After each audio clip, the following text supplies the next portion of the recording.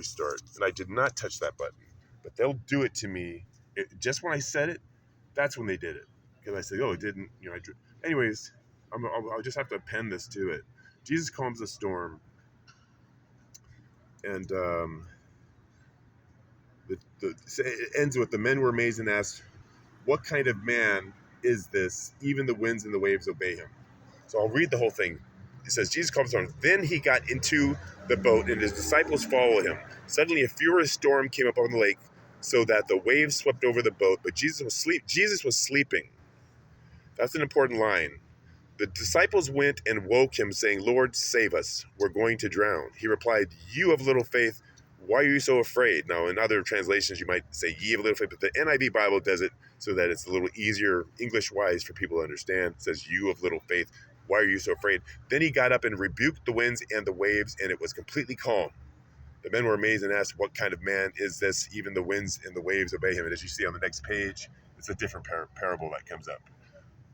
So what does that mean to you? It's a parable, first of all. And later in Matthew, it actually says that Jesus speaks in parables, and he was always speaking in parables. And it was hard for some people to understand what he was saying. But when they teach the Bible, I don't think they pay enough emphasis to teach the congregation that Jesus is speaking in parables. And there's a lot of these stories in the Bible are parables. They're not to be taken literally. And you have these Bible literalists that say, oh, you got to take everything literally. So what do you think that story just means? That Jesus calms the storms. And most people say, oh, well, Jesus, he performed a miracle. He calmed the seas and the winds and saved his disciples from drowning in this lake. Not even the sea. They say it's a lake, right? A furious storm came up on the lake, it says right there. And so when I read this the second time, I read it twice. And right I said, what did I just read? I'm like, why is that story? It's something, felt like I was missing something. And I said, Jesus was sleeping, and they woke him up. And it occurred to me, I said, they're not talking about, okay, so let's say this is about a miracle, the first interpretation, the first layer of interpretation. Say there's two layers of interpretation, or maybe there's more and I don't know. I only know two. The first layer is what you see, the very, very much what it says. The literally meaning, the literal interpretation, which is just that the disciples were on a boat, a storm, they wake up Jesus, and he performs a miracle and calms the seas and calms the winds and saves everybody, right? But how often is that going to happen to anybody in the world? That scenario, right? Probably very, very few people. Rich people, few here and there, but most people, very, very few people are ever going to have that scenario ever happen to them in their entire life. So all we're talking about is essentially Jesus performed a miracle and saved his people, his disciples. But the second interpretation applies, I think, to potentially every Christian, and can apply in many, many situations in everybody's lives, in every Christian's lives, all the time, from till they die. And that is that calming the winds and the waves, he's talking about calming the storm, the confusion, the doubts, the worry, the fears in your mind. That's what he's talking about. When he rebuked, he said, if you have little faith, why are you so afraid? If you have faith, don't be afraid, don't be confused, don't worry, don't let all these things overcome you, all these overwhelm you rather. Just remember your faith and just be calm, and you will be calm, and everything, and you'll feel everything will feel right, and that's what that means. Jesus calms the storm in your mind. That's what we're talking about. So people, I just imagine, there's people who say they read the Bible every day. It's like, imagine how many times there's people who've read that passage 10, 15, 20, 30 times in their lifetime, and they never got past the first layer. They never realized that this is about calming your mind. And then you start to think about it in those terms, and you start to question everything you're reading now about all of these different parables that are in here. You start to wonder, what have you missed for all these years? What have you been missing? You've been reading the Bible, and you've been missing the core messages, the core wisdom that's in there, right? and the core knowledge that's in there. I wanted to talk about there's a quote from JMS, J. Michael Straczynski. He's the creator of Babylon 5. It's not his quote because I heard him give this quote on an interview many years ago, decades ago, and he said he was borrowing the quote from somebody else, but he didn't say who it was. But the quote went like this. He said, "A book is like a mirror.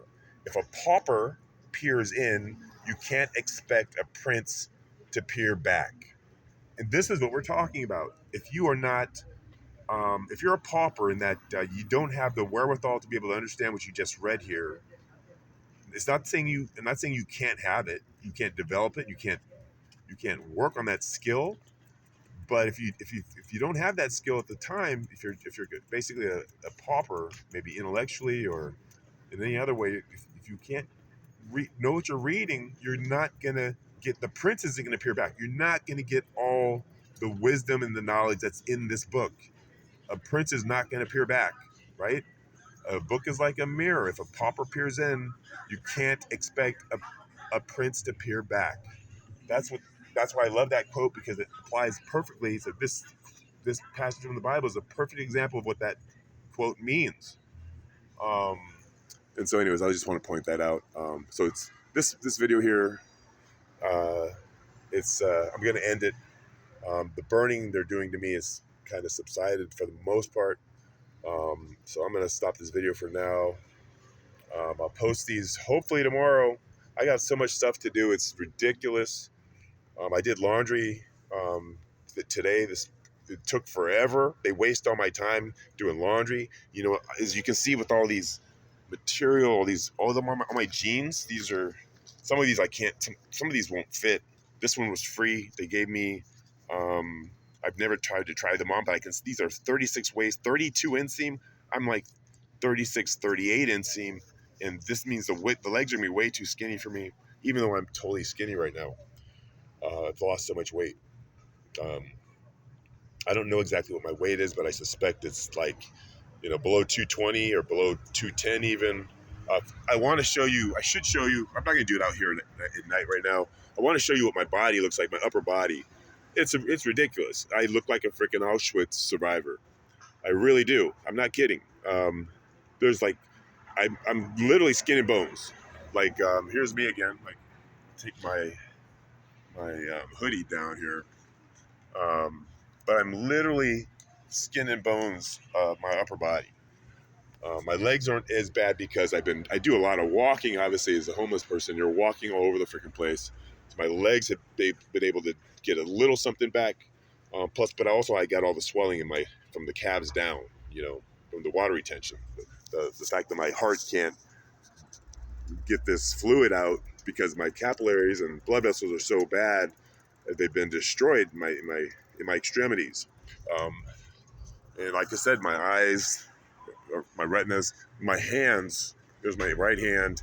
It's I was trying to come up with like what's wrong with my hand? What does it feel like? And I said, you know what it feels like? My hand when I do this, up clenching, and it feels like you've been walking around with bags, heavy bags, and then you finally take a rest and you set the bags down, and then you try to open your hands, and if you get that feeling of that tightness, the muscles are all tight because you are clenched and holding these bags all day long.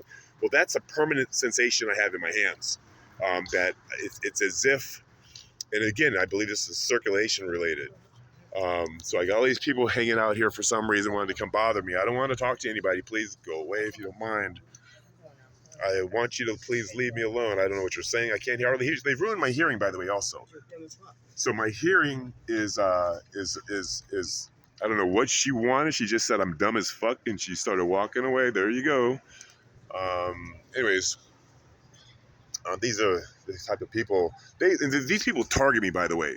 They're not just randomly deciding, oh, hey, I think I'll ask this person something. No, they're making a beeline for me. I'll have people that'll walk past 10 people just to ask me if they can borrow some of my water or if they can borrow my phone charger. And I had my phone charger ripped off from me the other day in the library.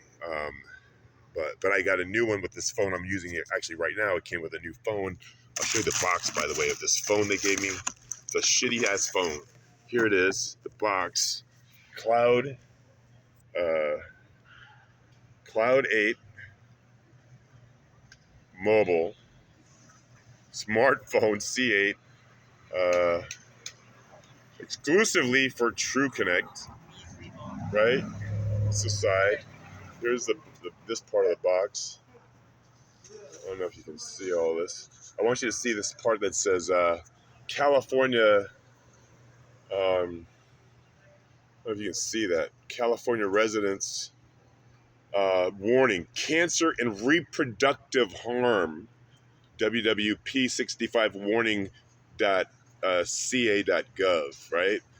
And I'll show you the other part of the box. This part.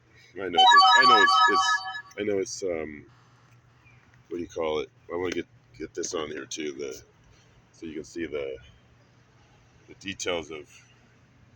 There we go. You can see that pretty good. The stats, the specs of this piece of shit phone. And there's the serial numbers and all that. Made in China, it says down there at the bottom. There's the QR code. Try to get that focused for you in case you want to try to copy it or something. Get whatever. Take a picture of it. I mean, I'll switch this over one last time. The back, since it definitely shows it better. There's the barcode. There's the C. California residents warning: cancer and reproductive harm. Reproductive harm. You get what I'm saying? Eugenics harm. This is the fucking bullshit free phones they give us. So anyways, yeah, this shit's going on YouTube. Fuck them. Fuck those people, man.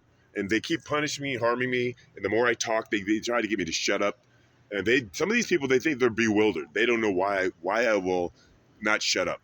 Why I will rather talking be punished, be burned, literally burned with near infrared lasers, burned on my genitals. Why I would be burned, willing to be burned over and over and over again every day after day. I'll fuck those people. I will be burned. Let them burn me all day long. It sucks. It's painful as heck.